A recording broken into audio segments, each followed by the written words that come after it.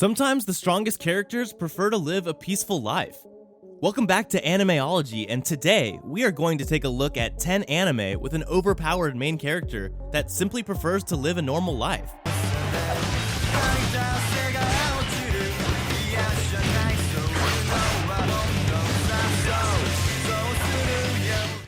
Additionally, there's some lesser known anime on this list too, so you can look forward to finding something you haven't watched yet.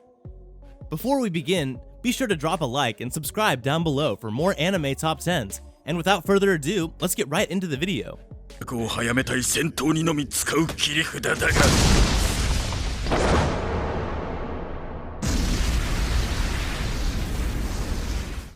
Number 10. Spike Spiegel, Cowboy Bebop.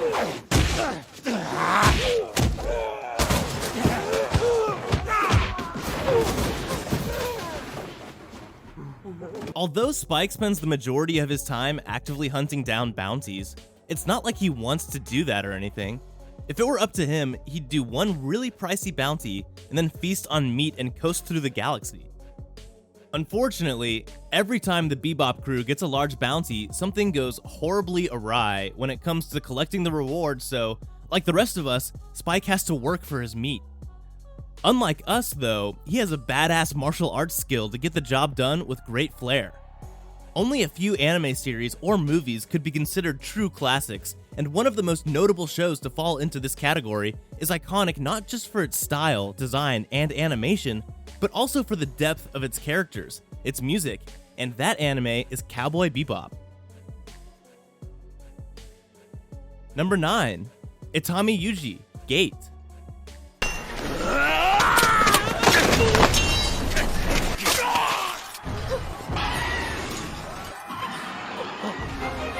Youji Itami is a multifaceted character who is as strong and reliable as he is lovable.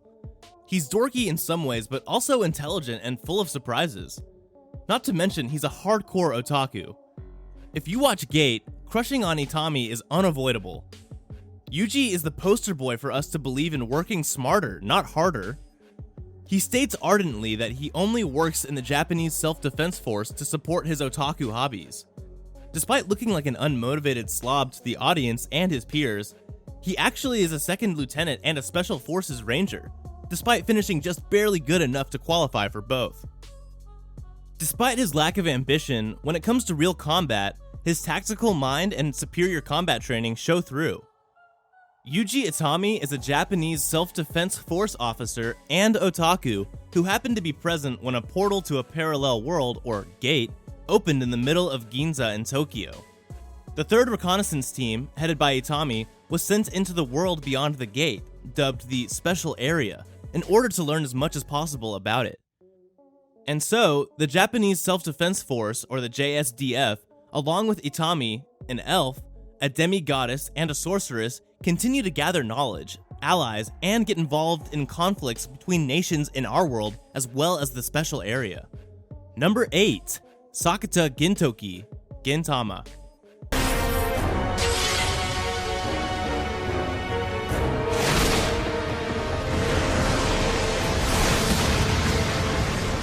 The whole plot of Gintama, or what audiences can understand of it, revolves around Gintoki being a rather lazy and unremarkable man right up until he is amazing.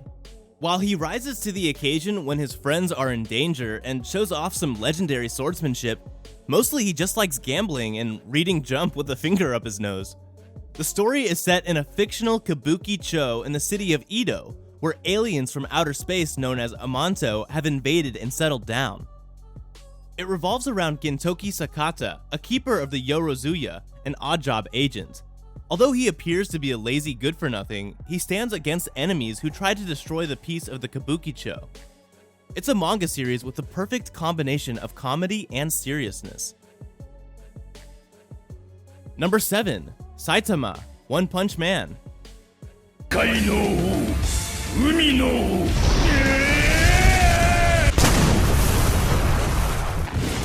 I was pretty conflicted putting Saitama on here. I mean, he isn't so lazy as he is just bored. He went through all that trouble to train his body to be a superhero, but defeating people with one strong punch is pretty boring after a while. After enough wins, he gets bored with superheroing around and thus ends up being kind of a lazy bum about it. Saitama is a very interesting character. You'll never know what he is going to do or say next when he's going to punch the opponent. One Punch Man is one of the funniest and most entertaining anime series I've ever watched in my entire life. Don't hesitate and start watching this great show. You won't be disappointed, and you'll definitely thank us that we made you watch it. Number 6.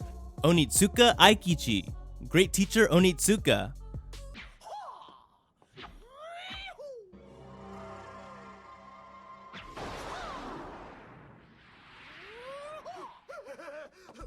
The only reason Onizuka became a teacher to begin with is because he saw a pretty schoolgirl ardently confess her love for her incredibly average, middle-aged school teacher and thought, yeah, I'd like some of that. Of course, it turns out his lazy, silly, and occasionally threatening style of teaching was just the thing for a bunch of delinquents that normal teachers couldn't handle.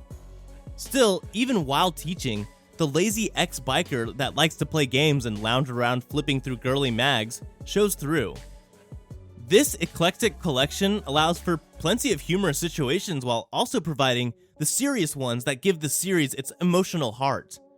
At the center of all of them, however, is none other than the great teacher himself, and Onizuka Aikichi is, more than anything, what makes GTO as much fun as it is. Number 5. Ikta Solork, Alderamin on the Sky.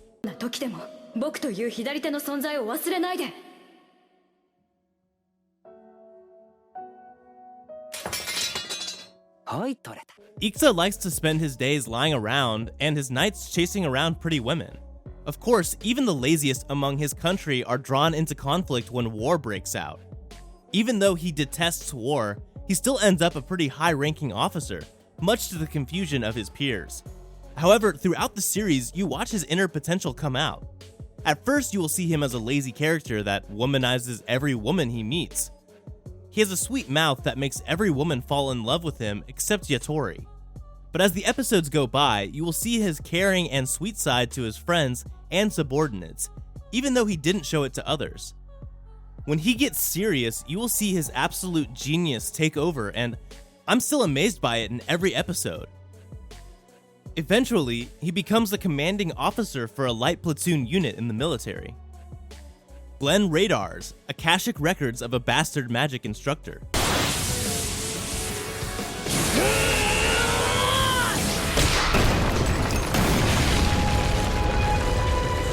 Records of a Bastard Magic Instructor. Glenn isn't known as his alias, the Fool, for nothing. It is his attitude and lazy nature that hides everything badass about him. As an assassin and renowned magician killer, he has great combat skills. However, as a magic user, though well taught, his natural ability is somewhat lacking. In hindsight, Glenn may be the least likable person to be a teacher thanks to his lax nature, his ignorance towards magic, and others.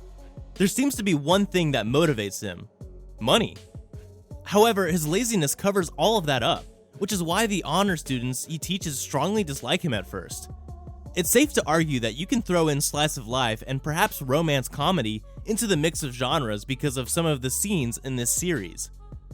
The series is incredibly enjoyable to watch. It's action-packed with comedic flair to it that blends in really nicely to create this wonderful show. Number 3. Tsukikage Ran, Carried by the Wind. Tell you who I am, so listen well. I was born in a land lush with plants. Iron cat fist is my fighting style! Lady Meow, a true beauty of justice. Self-described beautiful woman, Ran, is a legendary wandering swordswoman. However, the only thing that can match her skill with a sword is her demonic lust for sake. Instead of looking for strong opponents, she prefers to spend her time drinking. Sometimes not even her friends can keep her on task when sake is nearby, but when she does draw her sword, look out!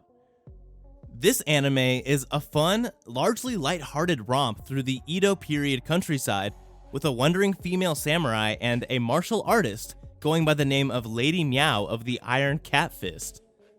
Yeah, I was a bit skeptical too, but just go with it. In short, Carried by the Wind is an enjoyable anime, provided you're not after anything particularly innovating or challenging. It requires little thought but is entertaining without being offensive and should easily fit anyone's preferred pace of viewing. Number 2. Asakura Yo, Shaman King. 拙者が助太刀するゆえ早くなんだ、そういうことか。なんで喋ってんだ、みなまる。そう言われれば Although Yo spends much of his time in the series fighting, people often forget his whole reason for doing so. Yo only wants to be the Shaman King because that would make him so powerful that he could just lounge around and do whatever he wants. That's right, this shonen hero has no noble motivations. He just wants to be all-powerful as an excuse to be lazy. Of course, he still possesses some pretty powerful combat skills. Shaman King is one of those shows that uses a basic story that has been done to death, yet still finds a way to make it stand out from all the other shows in its respective genre. Shaman King is the story of Yo Asakura, a lazy slacker who recently transferred to the school of the Manta Oyamada, who, upon first meeting, tries to convince everyone that he saw ghosts, however, nobody believes him. After discovering that through investigating him, Manta was injured by Ryunosuke and his gang. Yo decides to teach the gang a lesson with the assistance of the deceased spirit of the legendary samurai Amidamaru. Number 1. Ryner Lute, Legend of Legendary Heroes.